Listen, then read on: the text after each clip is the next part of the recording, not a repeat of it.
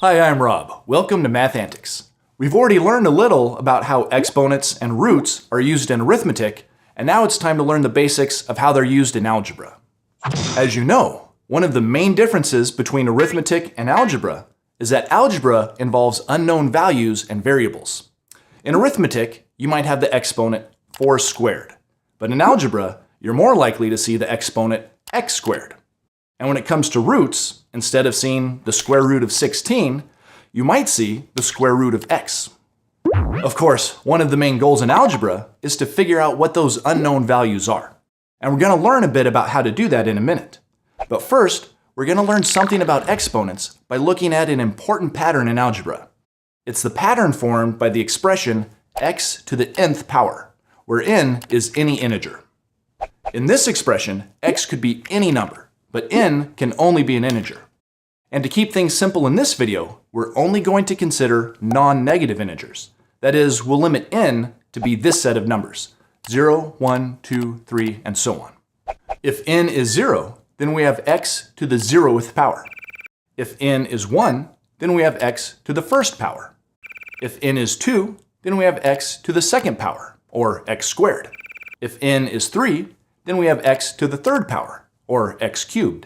And we could keep on going with this pattern, x to the fourth, x to the fifth, to infinity. Okay, but what do these exponents mean? Well, x squared is pretty easy to understand. We know from our definition of exponents that x squared would be the same as x times x. We also know that x cubed would be x times x times x. And going up to higher values of n would just mean multiplying more x's together. But what about x to the first power? Well, if x to the second power means multiplying 2 x's together, then x to the first power should mean multiplying 1x together, which sounds kind of funny when we say it like that. But as you can see, that pattern makes sense. X to the first power would just be x. And that helps us see an important rule about exponents. Any number raised to the first power is just itself. This rule, or property, is similar to the identity property of multiplication that says any number multiplied by 1 is just itself. Okay, so x to the first power makes sense, but what about x to the 0th power? Does that mean no x's multiplied together? That seems even stranger, and the rule about the 0th power may surprise you. It seems like x to the 0th power should be 0, but it's actually 1, which will make a lot more sense if we modify our pattern a little. Do you remember that because of the identity property of multiplication, there's always a factor of 1 in any multiplication problem? 4 is the same as 1 times 4. 5 is the same as 1 times 5, and so on. Well, that means we can also include a factor of 1 in our pattern of exponents. X to the first is 1 times x. X to the second is 1 times x times x. X to the third is 1 times x times x times x, and so on.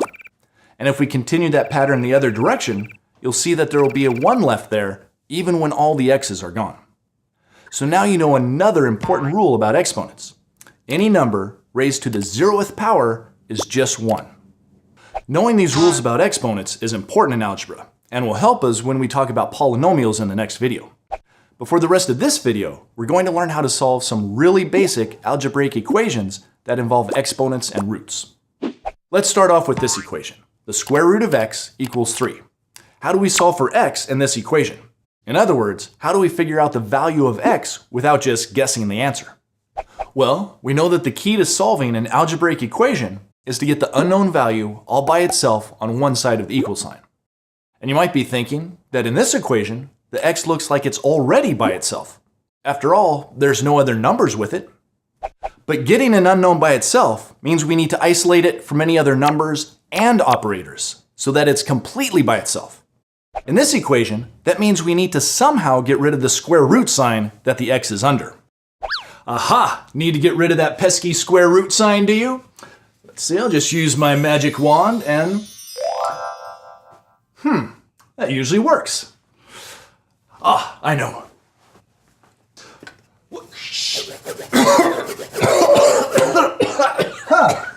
This is gonna be harder than I thought. 1, 2, whoa, hold on now. That seems a bit extreme. And it won't even help. I mean, this is a math operation. And to get rid of a math operation, you need to use its inverse operation. Well, I was gonna try that next. In the video called Exponents and Square Roots, we learned that exponents and roots are inverse operations. If we want to undo an exponent, we need to use a root. And if we want to undo a root, we need to use an exponent. So in this equation, to undo the second root or square root of x, we're going to need to raise it to the second power or square it. If we square the square root of x, those operations will cancel out and we'll be left with just x. But why does that work? Well, you can see why it works if you remember what the square root of x really means. The square root of x is a number that we can multiply together twice to get x. For example, the square root of 4 is 2 because if you multiply 2 times 2, you get 4. So since the square root of 4 is the same as 2, we could also just say that the square root of 4 times the square root of 4 is 4. And do you see how the square root of 4 times the square root of 4 is the same as the square root of 4 squared? And this is true for any number, which is why squaring the square root of x just leaves us with x. The exponent and the root operations cancel each other out. Okay, so we can undo the square root by squaring that side of the equation. But remember, to keep our equation in balance, we need to do the same thing to both sides. So we need to square the 3 also. 3 squared is 3 times 3, which is 9. There. By squaring both sides of the equation, we changed it into x equals 9. We solve for x. That was pretty easy. Let's try solving another simple problem with a root. This one is the cube root of x equals 5. Just like before, we need to get x all by itself by undoing the root. But since it's a cube root this time, we can't undo that by squaring both sides. Instead, we need to cube both sides. You always need to undo a root with the corresponding exponent. Third root, third power. Fourth root, fourth power, and so on. So to solve this equation, we need to raise each side of the equation to the third power. On the first side, the operations cancel, leaving x all by itself. And on the other side, we have 5 to the third power, which is 5 times 5 times 5, or 125. So, x equals 125. All right, so that's how you solve very simple one-step equations with roots. What about simple equations that have exponents instead of roots? Like this one, x squared equals 36. Again, we need to get the x all by itself, which means we need to deal with the exponent on this side of the equation. How do we undo an exponent? Yep, we use a root.